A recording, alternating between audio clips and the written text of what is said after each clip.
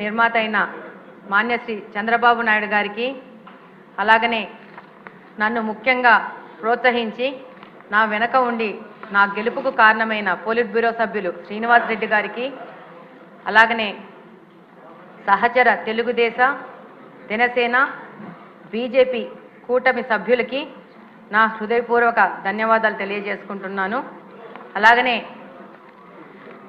కడప నియోజకవర్గంలో ఒక మహిళగా నన్ను ఆదరించి నాకు సంపూర్ణ మద్దతు తెలిపి నన్ను గెలిపించడానికి కారణమైన కడప నియోజకవర్గ ప్రజానీకానికి కూడా ధన్యవాదాలు తెలియజేసుకుంటున్నాను.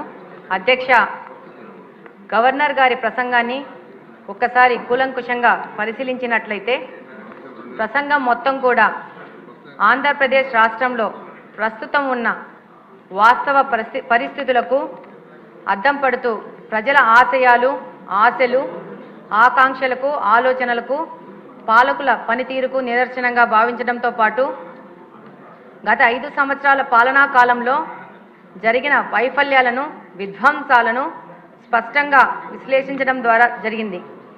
ఈ రోజున మన రాష్ట్రంలో ఏర్పడిన ఈ క్లిష్ట పరిస్థితులకు, అనుకూల పరిస్థితులకు కారణాలన్నింటిలో తెలపడం జరిగింది. ప్రస్తుతం మన రాష్ట్రంలో సహజ వనరులకు, మానవ వనరులకు కొరత లేదు, కానీ ఆర్థిక వనరులకు తీవ్ర కొరత ఉన్నది. ఈ క్లిష్ట పరిస్థితుల నుండి రాష్ట్రాన్ని గట్టెక్కించే నాయకత్వ ఆవశ్యకతను గుర్తించి కూటమికి ఇంతటి ఘన విజయాన్ని కట్టబెట్టిన విఘ్నులైన ఆంధ్రప్రదేశ్ ప్రజలకు ఈ సభాముఖంగా శిరస్సు వంచి కృతజ్ఞతలు తెలియజేసుకుంటున్నాను. అధ్యక్ష, మనం పరిశీలించినట్లయితే గత 5 సంవత్సరాల పాలనా కాలంలో విధ్వంసంతో మొదలై సహజ వనరుల దోపిడీ, అరాచక శక్తుల వికృత రూపం దాల్చడం, పేదల భూముల ఆక్రమణతో కొనసాగింది. అధ్యక్ష, నవ్యాంధ్ర నిర్మాణానికై 2014-19 మధ్యకాలంలో పడిన అభివృద్ధి అడుగులను 2019-24 మధ్యంలో విధ్వంసం చేయడం మనం చూసాం. దీని ఫలితం మన భవిష్యత్తు తరాలు కూడా అనుభవించే పరిస్థితి తీసుకొచ్చారు గత ప్రభుత్వ పాలకులు. అధ్యక్ష, విఘ్నులైన ఆంధ్రప్రదేశ్ రాష్ట్ర ప్రజలు ఏ పనినైనా ప్రారంభించే ధైర్య సాహసాలు, కొనసాగించే కృషి, పూర్తి చేసే పట్టుదల, అవరోధాలను ఎదుర్కొనే ధైర్యం, వాటిని అవకాశాలుగా మార్చుకునే శక్తియుక్తులు ఉన్న నాయకులు శ్రీ నారా చంద్రబాబు నాయుడు గారి అన్న విషయాన్ని ఆంధ్రప్రదేశ్ ప్రజలు సంపూర్ణంగా విశ్వసించి విధ్వంసకర పాలనను అంతమొందించి అభివృద్ధిని ఆకాంక్షిస్తూ తెలుగుదేశం పార్టీ నేతృత్వంలోని కూటమి ప్రభుత్వానికి అఖండ విజయంతో ఆశీర్వదించారు.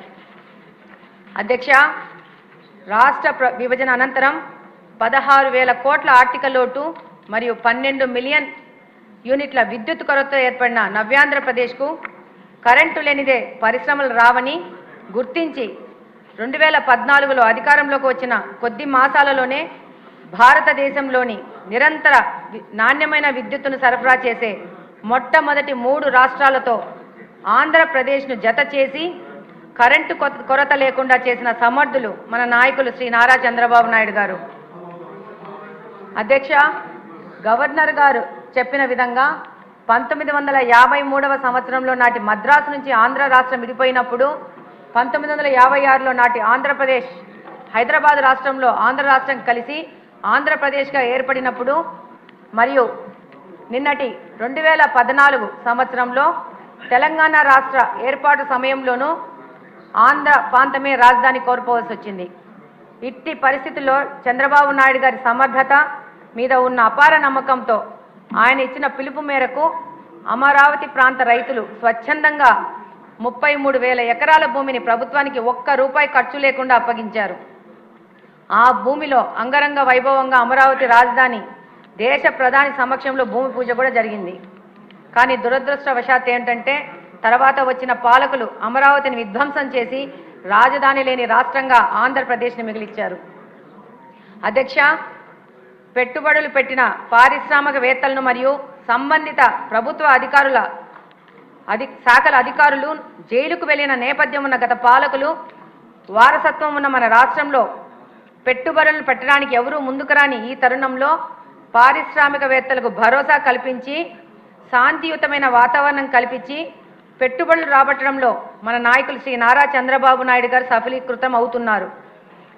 Every crisis offers you an extra desired power అన్న మాటల చందాన మన నాయకులు శ్రీ నారా చంద్రబాబు నాయుడు గారు నిరంతరం నూతన శక్తితో పనిచేస్తూ మన రాష్ట్ర భవిష్యత్తును నిర్మించే పనిలో ఉన్నారు అధ్యక్ష 2014-19 మధ్య కాలంలో 7 రకాల మిషన్స్ ద్వారా ఆంధ్రప్రదేశ్ను ప్రగతి పదంలో ముందుకు తీసుకెళ్లి అనేక రకాలైన విధానాలను అనుసరిస్తూ వచ్చిన ప్రతి అవకాశాన్ని ఈ 7 రంగాల్లో ముందుకు వెళ్ళి భారతదేశంలో మిగతా రాష్ట్రాల కంటే ముందుగానే అవకాశాలను అందిపుచ్చుకొని విధంగా సన్ రైజ్ స్టేట్ అనే నినాదంతో రాష్ట్రాన్ని అభివృద్ధి పదంపై పరుగులు పెట్టించినారు నాటి మరియు నేటి ముఖ్యమంత్రులైన శ్రీ నారా చంద్రబాబు నాయుడు గారు. కానీ గత 5 సంవత్సరాల్లో పాలకుల అనాలోచిత విధానాల కారణంగా పెట్టుబడులు మన రాష్ట్రం నుండి వెనక్కి వెళ్ళడం మనం చూసాం. ఇట్టి పరిస్థితుల్లోనూ nothing can be done without hope and confidence అన్న సూత్రాన్ని పూర్తిగా నమ్మిన వ్యక్తిగా శ్రీ నారా చంద్రబాబు నాయుడు గారు మన రాష్ట్రాన్ని ముందుకు నడిపించే ప్రయత్నం చేస్తున్నారు.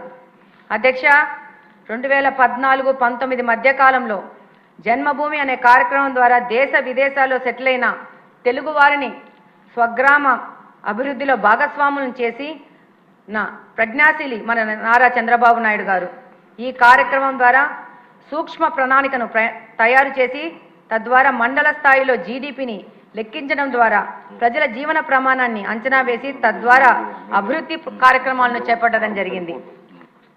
అధ్యక్ష 2014-19 పాలన కాలంలో అభివృద్ధితో పాటు సంక్షేమానికి ప్రాధాన్యత ఇచ్చి 200 రూపాయలుగా ఉన్న సామాజిక పెన్షన్ను 2000 రూపాయలకు పెంచిన ఘనత నారా చంద్రబాబు నాయుడు గారిది. దానిని ఇప్పుడు 4000 రూపాయలకు పెంచి అలాగనే వికలాంగులకు 6000 రూపాయలకు పెంచి సంక్షేమం పట్ల తనకున్న చిత్తశుద్ధిని చాటుకున్న మానవతావాది మన ముఖ్యమంత్రి చంద్రబాబు నాయుడు గారు. అధ్యక్ష ముఖ్యంగా ప్రస్తుతం మన రాష్ట్రంలో ఉన్న మానవ వనరుల నైపుణ్యాలను లెక్కించేందుకు ఒక కొత్త వరవడి స్కిల్ సెన్సెస్ చేపడుతుండడం దేశానికే ఆదర్శం కానున్నది. అధ్యక్ష 2014-19 మధ్యకాలంలో స్మార్ట్ విలేజ్ స్మార్ట్ వార్డ్ అనే కార్యక్రమం ద్వారా గ్రామాలు మరియు వార్డుల్లో 20 రకాల జీవన ప్రమాణాలను అభివృద్ధి పరిచే సంకల్పంతో పనిచేశాం. మన గౌరవ ముఖ్యమంత్రి నారా చంద్రబాబు నాయుడు గారు. అధ్యక్ష పేదలకు 5 రూపాయలకే భోజనాన్ని అందించే అన్నా క్యాంటీన్లను గత ప్రభుత్వం రద్దు చేయడం అత్యంత అనాలోచిత చర్య. ప్రస్తుతం మన ప్రభుత్వం తిరిగి అన్నా క్యాంటీన్లని ఏర్పాటు చేస్తుండడం ఒక ఆనందదాయకమైన పరిణామం.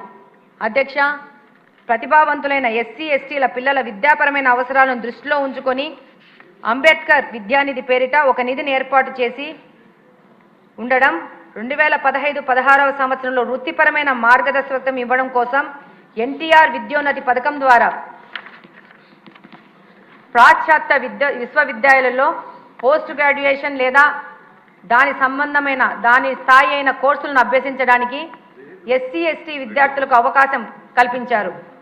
అధ్యక్ష బీసీ సప్లాన్ను అమలు చేయాలని సంకల్పంతో 2015 బడ్జెట్ సదరు బిల్లును ఆమోదించి ఉండడం ఈ సందర్భంగా మనమందరం ప్రస్తావించుకోవాల్సిన అవసరం ఎంతైనా ఉంది.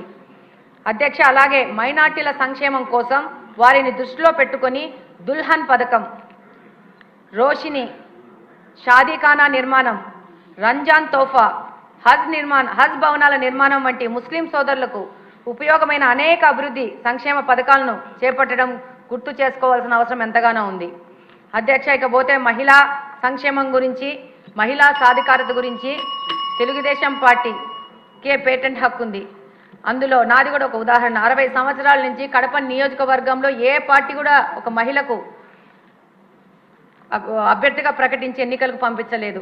నారా చంద్రబాబు నాయుడు గారు ఇది గుర్తించి నన్ను ప్రోత్సహించి ఈరోజు మీ ముందుకు వచ్చి ఇది మాట్లాడడానికి అవకాశం కల్పించినారు. ఈ ఘనత నారా చంద్రబాబు నాయుడు గారిదే.